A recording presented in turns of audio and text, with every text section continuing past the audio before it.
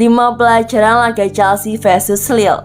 Satu kaki Chelsea telah menapak di babak perempat final Liga Champions.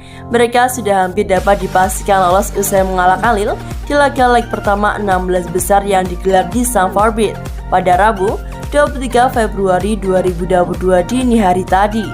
Pertandingan tersebut berhasil dimenangkan oleh Chelsea dengan skor 2-0 berkat gol dari Kai Havertz dan Christian Pulisic. Sejatinya, margin skor ini tak bisa dikatakan besar dan Chelsea sangat mungkin dikejar oleh Lille.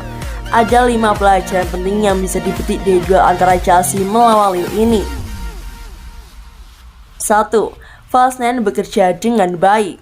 Kai Havertz mencetak gol lewat eksekusi penalti pada laga melawan Palmeiras di final Piala Dunia Antar Klub 2021.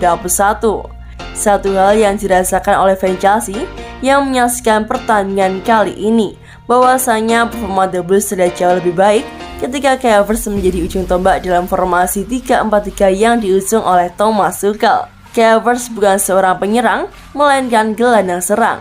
Ketika dimainkan di posisi ujung tombak, umumnya pemain seperti Kai Havertz akan melakoni peran sebagai false nine yang memang tujuan utamanya bukan menghasilkan gol. Namun dengan memasang pemain asal Jerman itu di posisi false nine, aliran bola dan kreativitas permainan The Blues jadi lebih cair. Beda halnya dengan Lukaku yang kontribusinya buat rekan setim lain hanya sebagai papan pantul. 2. Dilema posisi Marcos Alonso.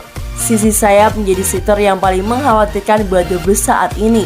Masalahnya, Thomas Tuchel tak punya banyak opsi dikarenakan Ben Chilwell dan Reece James belum bisa keluar dari ruang perawatan dikarenakan masih dalam proses pemulihan.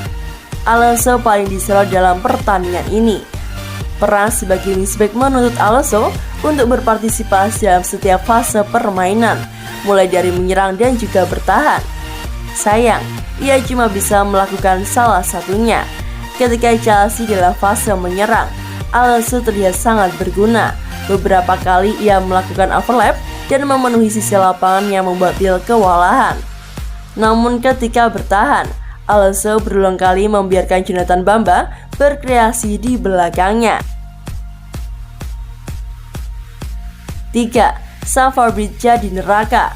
Tampil konsisten di ajang besar seperti Liga Champions bukan perkara yang mudah. Kemungkinan bertemu tim besar sangat tinggi. Ditambah lagi klub-klub kuda hitam yang selalu siap memberikan kejutan.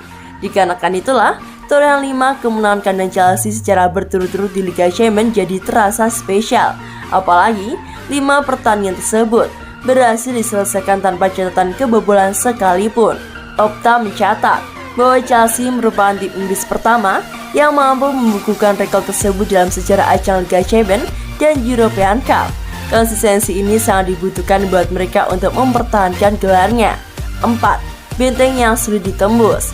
5 kemenangan tanpa kebobolan secara berturut-turut menunjukkan bahwa Chelsea punya pertahanan yang sangat kuat. Dan itu tak bisa lepas dari jasa para pemain bertahan yang pantas mendapatkan apresiasi lebih. 2 pemain yang paling mencolok adalah Thiago Silva dan Edouard Mendy.